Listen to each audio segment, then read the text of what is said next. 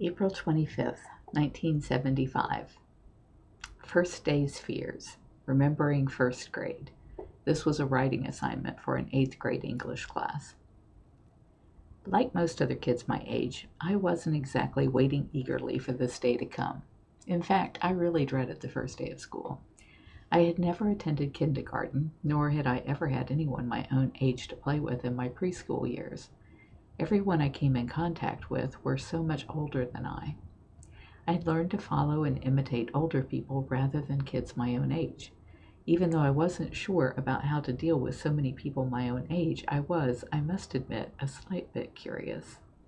First of all, I wasn't exactly enthralled over waking up at these ridiculous hours of the night, especially on the first day. My mother wasn't her same old self, which I noticed immediately. She seemed to be putting on some calm act, as if to make me feel at ease. It didn't work. Although I tried my best not to look worried, deep inside my heart beat so fast I didn't know what to do. All the way to school, I was so nervous that I nearly talked all the way to school. My mother sensed that I was worried, so she explained to me that the Florida College Academy was a private school and that the other children wouldn't be ordinary classmates. Now I was really worried. Is this school full of weird kids? Did they look different? Were they retarded? These questions kept coming up in my mind since my mother had said they weren't ordinary.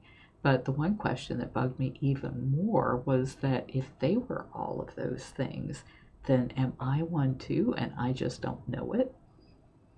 After that, I was quiet the rest of the way to school.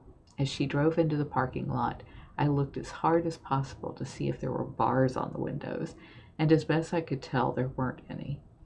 When my mother finally cut off the engine and we got out, who should appear from under the car? None other than my favorite friend and companion, Spot, my black and white cat. A little coaxing got him back into the car. Spot had apparently ridden inside the undercarriage of the car. For a minute my mind was taken off my own worries. My mother led me by the hand into the classroom. All of my worries vanished as I went through the door. Everyone looked and acted completely normal, to my relief. Scared, perhaps, but still, they were normal. And what I find interesting is that this was an 8th grade writing assignment, and I didn't mention the fact that I had cried all the way to school and into the school. So I think I was trying to be stoic in my writing report, even though I had clearly just been totally out of my element at the idea of starting school.